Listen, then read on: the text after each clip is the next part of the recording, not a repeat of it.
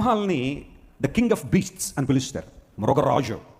అరణ్యంలో చాలా మృగాలు ఉండొచ్చు, కానీ వాటన్నిటిలో సింహం మృగరాజు. ఎందుకు మృగరాజు అంటారంటే సింహం ఏనుగంత పెద్ద సైజ్ ఏం కాదు అది.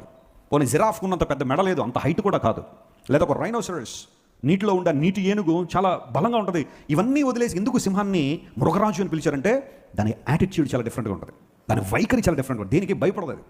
ఎంత శ్రమ వచ్చినా, ఎన్ని జంతువులు దాని ముందున్నా అది ఒక్కదైనా కానీ అలా నిలబడి ఉంటుంది సింహం. ధైర్యానికి సూచన. అందును బట్టే దాని యాటిట్యూడ్ని బట్టే సింహాన్ని మృగరాజు అని పిలుస్తారు. ఒత్నియేల్ అనే మాటకు అర్థం ఏంటో తెలుసా? The lion of God. దాని అర్థం దేవుని నుండి ధైర్యం పొందుకున్నవాడని. గట్టిగా చెప్పలు కొట్టి దేవుని మహిమపరచండి. హల్లెలూయా.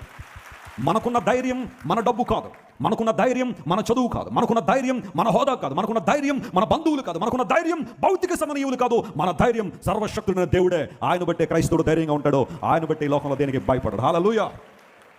దావీదు అన్నాడు, యెహోవా నాకు వెలుగును, నాకు రక్షణే ఉన్నాడు, నేను ఎవరికి భయపడదును. The Lord is my light and my salvation, whom shall I fear?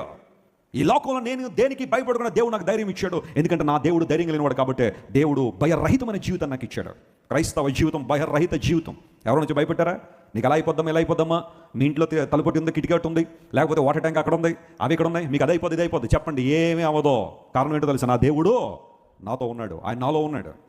నాలో యేసు ఉన్నాడు, భయమే లేదు, ఎప్పుడు సంతోషమే. పాడదాం ఒక్క లైన్. నాలో యేసు ఉన్నాడు, భయమే లేదు, ఎప్పుడు సంతోషమే. యేసే మనలో ఉంటే ఏముంటుందట?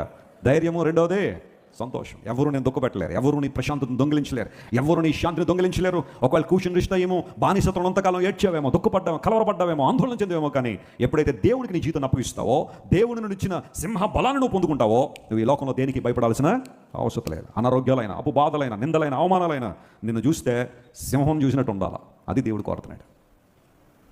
28వ అధ్యాయం సామెతల గ్రంథాన్ని మొదటి వచనం మనం చదివితే, ఎవడనో తరుముకుండానే దుష్టుడు పారిపోతాడు, కానీ నీతిమంతుడు ఎలా ఉంటాడు? సింహం వలె ధైర్యంగా ఉంటాడు. సింహంలో ధైర్యంగా ఉంటాడని.